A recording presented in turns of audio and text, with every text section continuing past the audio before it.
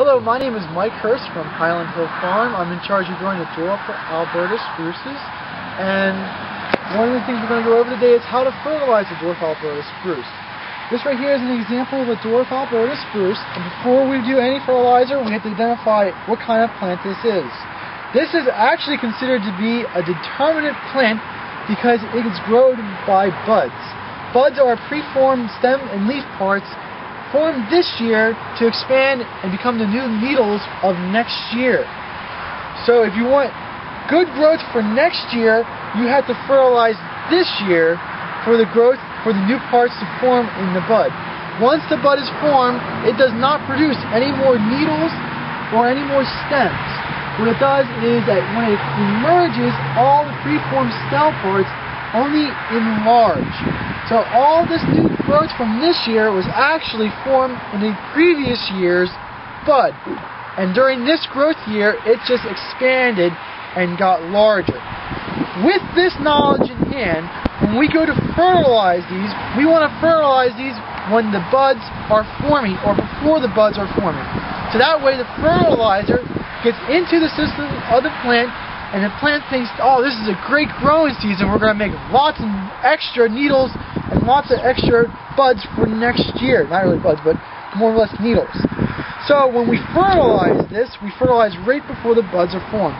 And these guys, the buds form about a little bit late August, somewhere in September. That's when the buds are formed. So we want to fertilize before that. So we do like June, July, sometime in August, just so the buds get the fertilizer for next year. So when we put the fertilizer down, that affects the system. The system thinks it's a good year, and in turn, when it makes its buds, those buds are formed with extra stem parts, which is very important. For other things when fertilizing, you can fertilize for color, but color is not that important when you're thinking about the size and growing for speed. So you can put fertilizer down and green it up, but usually it's more important to hit it right before the buds, like a month before the buds form, for next year's growth. Other things that are important besides just fertilizing is making sure you have enough water, because water usually has a greater effect on growth than does fertilizer. With this information, we can go around and fertilize just about any other types of plants that you need. And if you have any questions on specific plants, please give us a call at 215-651-8329. Thank you.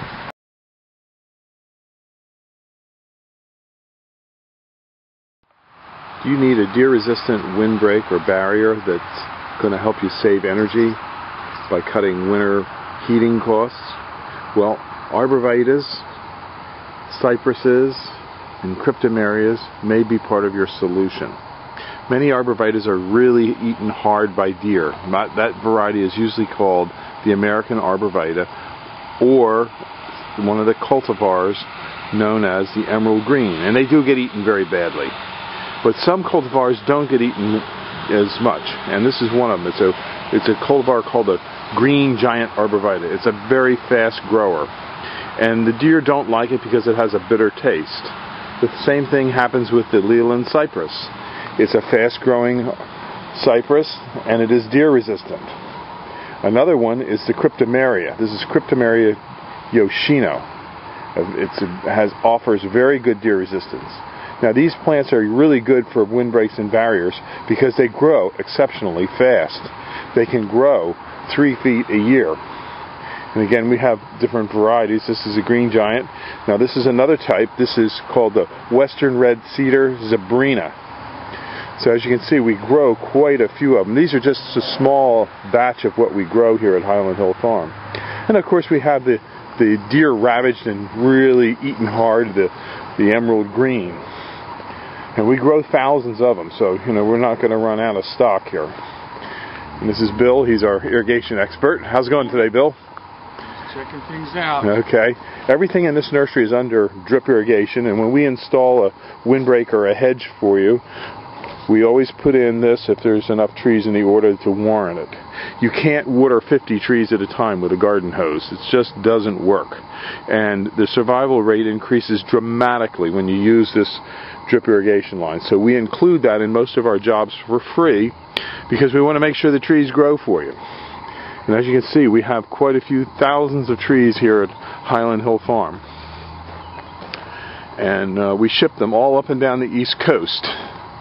And on this particular farm in Fountainville, we have about 22 acres. And as you can see, all the trees are very nice and uniform. We try and have a uniform product for people. And these are some larger green giants in pots. I don't recommend them, but some people want them because they're easier to plant. We prefer to sell a balled and burlap product for the green giant, if it's like over 3, 4, 5 feet. These 3-foot green giants in here are easy to plant, and that's a good selection. But when you get a little bit larger, you should go to the balled and burlap.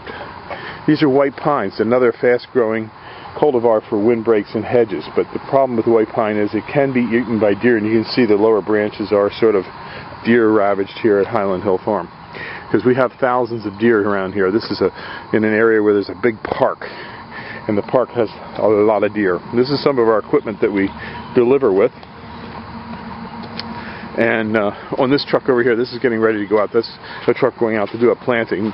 Sometimes we take 1 or 2 MT55s and MT52s with us to do the planting. Over here we have some of our digging equipment for on this farm. This is an S250 Bobcat, and behind it we have our big tree spade. And this is what we use to dig big tree balls with.